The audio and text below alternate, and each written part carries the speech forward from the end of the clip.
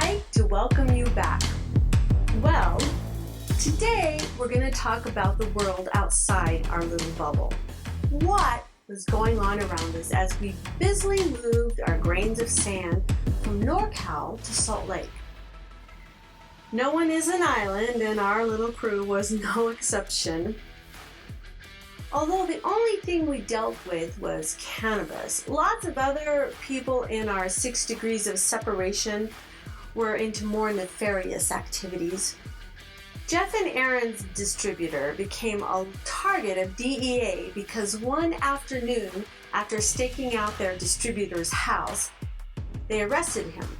Remember I told you they found quite a bit of cannabis, $25,000 in cash, meth, and 25 guns in the house? Really, dude? What can I say? What can I say except that we made the mistake of having bought weed from you?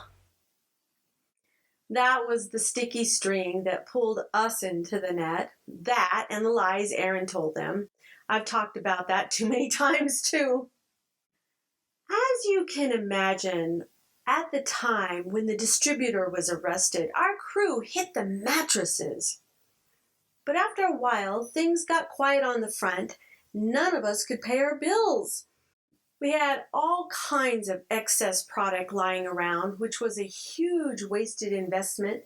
Users were desperate for product and rooting around for new crews to supply their needs. So cautiously and gingerly, we went back into business as usual and re-entered the market. I mean, after all, it was only weed. So what? President Obama told law enforcement the year before to leave non-violent weed people alone. Law enforcement efforts and resources were better served elsewhere. I guess Utah DEA didn't get the memo. Subtly and gradually, weird things started happening. After the bust, Aaron became a little bitch overnight. He became entitled and threatening towards Trey and Tiny. He was outright jealous and condescending, so much so that Tiny and Trey wouldn't even take Aaron's calls anymore. Anytime you see someone in the drug industry acting emotional or unnatural, 3 little letters, DEA. Some of the antics that the agents put Aaron up to trying to entrap Trey were just like the scenes you see in the movies. Only the bad actor Aaron didn't have the same coolness factor, even like studs on the screen.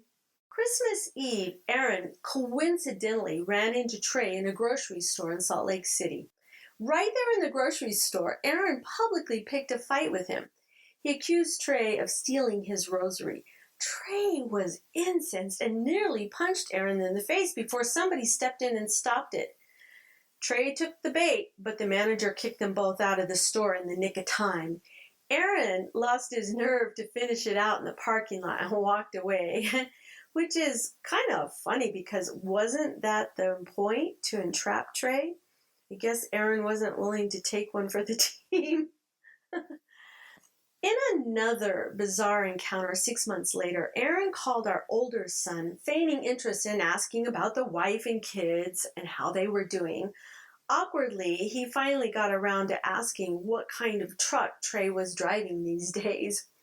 My son's antennas went up and he told Aaron that Trey was driving Aaron's mother's truck and hung up.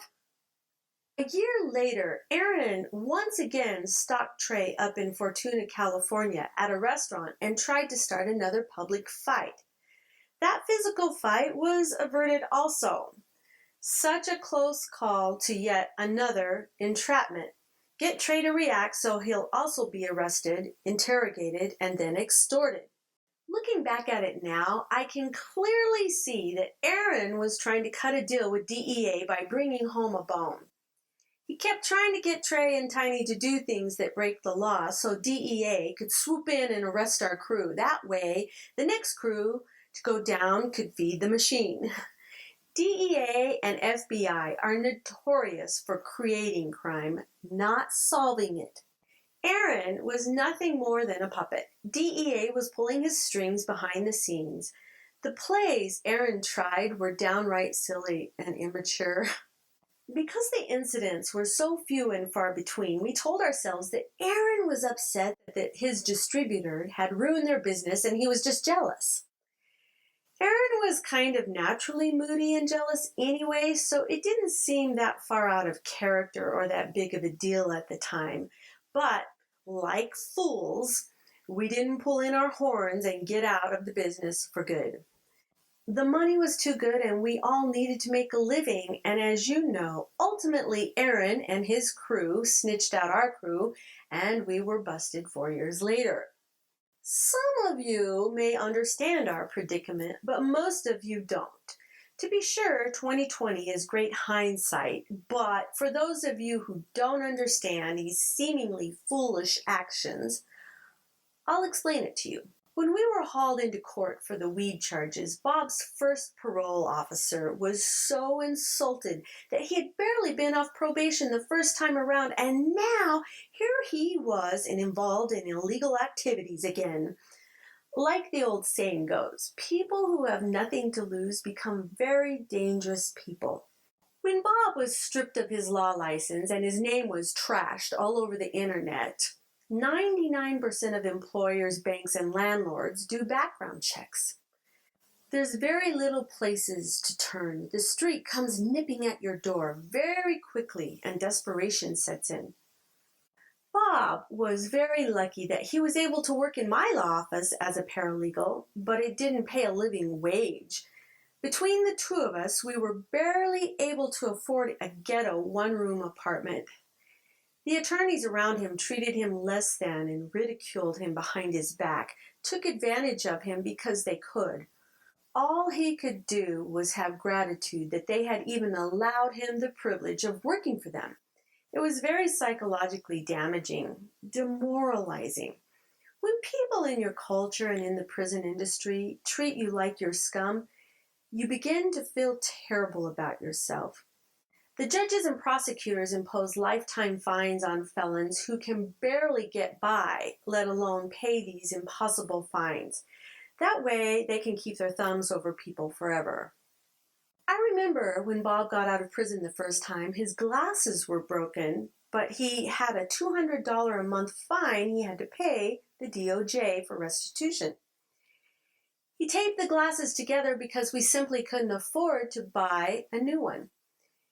He wears trifocals, and those glasses were quite expensive at the time. Our children were scattered to the four winds. My oldest son dropped out of college, and the two youngest kids weren't able to even go to college, which was a big deal for our family. Then an opportunity came up to earn $10,000 in cash to drive a load. We took it. Sure did. Would you, if you had been in my shoes? No? Yes?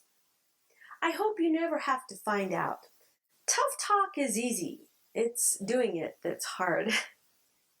I've mentioned before that after we were busted, my defense attorney told me before I went before the judge that I needed to come up with a more plausible excuse for why I had turned to crime rather than doing it for the money.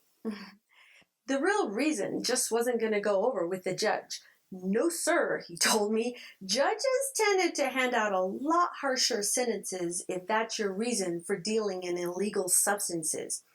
He told me I needed to come up with some story like I was abused as a child or, perhaps I was an abused wife. Oh, yeah, sure. If there's any abuse going on in my marriage, it's me throwing shit at Bob when he pisses me off. Whatever's handy, cell phones, hairbrushes, a sack of McDonald's food. I picked French fries out of my plants for 6 months after that one. Anyways, I needed to come up with some kind of excuse of a typical reason why a woman might find herself deeply involved in a marijuana operation. Well, how about this one? My father made me attend BYU when I was 18. Does that count as abuse? I don't know. I was reaching deep. I was trying to go as deep as I could go there. Bob said that wasn't abuse because I wasn't a child or married. Whatever. I surely did do it for the money, pure and simple. Of course I did. The government had stripped us down to nothing. But you know what? I find it absolutely astonishing that a judge would be offended that I did it for the money or that I made a living off crime, because that's exactly what all judges do. So do cops and prosecutors. Over 90% of a federal district judge's docket is dealing with the criminal defendants. According to the Cato Institute, at least 75% of all district judges used to be prosecutors. It makes sense that their bias is naturally built in. Guess what my judge used to be? A prosecutor. These used to be prosecutor judges have no issues about filling prison quotas. Go ahead. Say whatever you want. Lie, deny till the cows come home. We don't fill jail quotas. Of course you don't. Sure. They're lying. They have nothing but incentive to keep the criminal system rolling like glass in a bottle factory. The more crime and criminals there are to deal with, the more jobs there are for judges and prosecutors and the rest of them. Lest you think I'm just being cynical, did you know that the average salary for a federal judge is $208,000 a year? Pretty darn good for a government worker. That doesn't include all the other perks they receive in federal benefits. How do most prosecutors get appointed to these plum jobs as judges? Convictions. The more convictions they get, the higher up the ladder they go. There's a built-in incentive for prosecutors to convict, convict, convict. These people are all in it for the money. So what the hell? Fremont County, Colorado is the place that housed the federal prison camp where Bob went and has over 13 prisons. More than half the jobs in that county are prison industry related. According to Correctional Officers Education, some 26,000 correctional officer jobs are expected to become available in the current decade ending in 2020. Let me ask you this.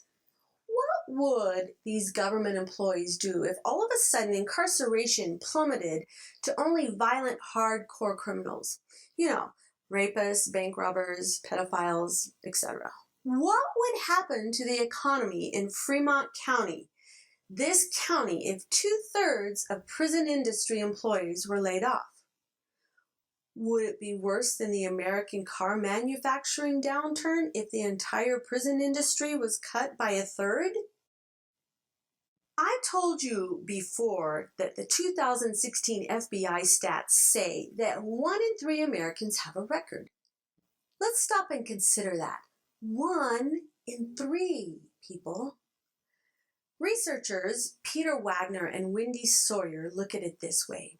If you were to liken each state in the U.S. to countries in the world, do you know how many states make the top 50 countries for incarcerating their fellow citizens? We're going on a ratio of people to crimes committed here. Take a guess. Each one of our 48 states have a higher incarceration rate than any other country in the world. That's how far ahead we are in first place. The United States incarcerates far more of their people per nation than authoritarian governments. What does that make the United States? Wrap your head around that. A person like me was a part of those incarcerations. My little marijuana crew was one of those incarceration rates. This isn't a justice system. There's no semblance of justice. I'm going to repeat this till I am blue in the face. This is the United States prison industry. It's not about justice or public safety. Cops, prosecutors, and judges, all of them benefit highly from crime. It's in their best interest to keep the crime mill going. You can be perfectly sure that law enforcement unions and others are paying big money to lobbyists to keep the status quo. Here's another example of what I'm talking about here locally in Utah, which is a microcosm of other states. Back in 2000, Utah opened a brand new spanking county jail that was one of the 10 largest county jails in the nation. Do you want to tell me why a state with only 2 electoral votes has one of the 10 largest jails in the nation? Because I'll tell you why. It wasn't 21 days after it opened that it was completely full to capacity. Utah has over 19 other jails on top of this one. As we speak, Utah is spending almost $800 million to replace our current state prison, just a little bit under $1 billion. But guess what? The new state prison is not only $150 million over budget, it's 400 beds shy of the full to capacity current prison. Do you know what the raw math is for the cost for building this new state prison is? Each and every Utah resident, including newborns, will have to contribute at least $242 apiece to pay for that new prison. A 4-person Utah family will be required to cough up $1,000, which of course will be hidden in state taxes, bonds, and outright state taxes to build this one prison that's already inadequate and over capacity. Here's another question. When they move to the new prison and shut down the old one, where are those 400 state inmates going to stay? Not at the other state prison in Gunnison, Utah. It's completely full too. Maybe they'll transfer some state inmates to a county facility, except that, oh yeah, those are full too. You know what our Salt Lake County Sheriff Jim Winder did 2 years ago? After he went to do his propaganda campaign to the Desert News to tell everyone that the threat of jail is the very best absolute deterrent for crime, and yet statistics tell us the complete opposite, but who cares about facts anyways? Then, after that scare campaign, he went to the state legislature and begged them for money to reopen the old mothballed county Oxford jail that they closed down in 2000. Now we've got 20 jail facilities in Utah. Do you have any idea how much the cost is to run the Salt Lake County Jail? Sheriff Winder told the Desert News almost $80 million a year. Not to build it, just to run it. Are you getting wind of the insanity of this whole con game yet? The cops aren't insane. We are for going along with the insanity of subsidizing this prison industry. It's an industry that doesn't make any money. Utah DEA agents forced Aaron to go out and try to find more criminals. Hell, create more criminals if he had to. Crimes that didn't happen. Meth? Guns? He told bald-faced lies. They didn't care. Prosecutors and DEA have to keep their careers and jobs funded. The stats need to stay high to justify the budgets, and the legislatures and citizens enable them to do so. It's all about the good old in justifying the means thing. Law enforcement is proud of what they do. They brag about it to anyone who will listen. Prosecutors and sheriffs campaign on it. They defend their actions to the death. Don't get me wrong, I'm no anarchist. Don't even waste space or effort on threads about this. Child molesters, rapists, murderers, white-collar thieves, and any other kind of grifters should not be running around free as birds. These people do indeed need to be taken out of society. But like my researchers Wagner and Sawyer said, emotional responses to sexual and violent offenses often derail important conversations we need to have about the social, the economic, and moral costs of incarcerating and lifelong punishments. Over a fifth of all people in our country are incarcerated as nonviolent drug crimes. What if instead we had job training, drug rehab, or mental health facilities? That would be much less expensive and preventative. Still, haters gonna hate. You deserved what you got. Did I? Really? I did? My pre-sentencing report called my crime a victimless crime. The sad thing is, because of the knee-jerk visceral reactions that these issues trigger, most of society buys into this kind of mindset for every defendant. All federal defendants are the same: dangerous and violent. You see it all over the comments on threads on the internet. You do the crime, you do the time. Really?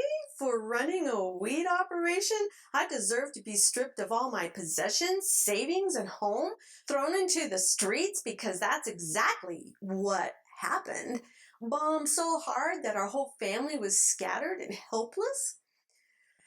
DEA, prosecutors, and the judge robbed me of all my resources and finances, so I couldn't even put on a defense or have the right to a fair trial. I deserve to be homeless and jobless because now background checks follow me the rest of my life, and I'm not even talking about the actual time I served in prison or the fines strapping us down. I deserve all that? Really? Big Brother, our nanny government, and many American citizens are allowed to abuse all of us like this? These are questions that deserve an answer. I just don't think we would like what the answer is, though. Because the answer is yes, people in the government can abuse and torture us. This sure isn't the America I learned about in school.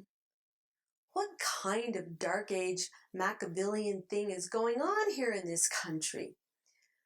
Law enforcement, DOJ, and politicians are effectively spreading misinformation and using scare tactics regarding bludgeoning crime rates. Is our country more criminal than Russia, China, Brazil, and every single other country in the world? Are Americans naturally more criminal? I'm pretty sure that's not the case. Legislatures tax the living daylights out of terrified citizens, who then in turn pay the terrible burden as the industry chews up and ruins millions of lives. This is not a partisan problem. Democrats, Republicans, both hate paying wasteful taxes and being this immoral while they do it. You may not approve of me. You may not like me. You might hate me. But you paid my $87,000 a year rent in 2017. You paid the bill for the $3 to $4.5 million cost of our cruise investigation. Forget about that. What would you do with an extra $242 cash if someone gave it back to you? Well, like everything else, I could go on and on about the shit. I kind of got myself riled up in this episode. But that's all the time we have for tonight, kids. So remember, if you don't want to be homeless, imprisoned, extorted, crushed, or mopping floors for a living, don't do anything I would do. Bye-bye.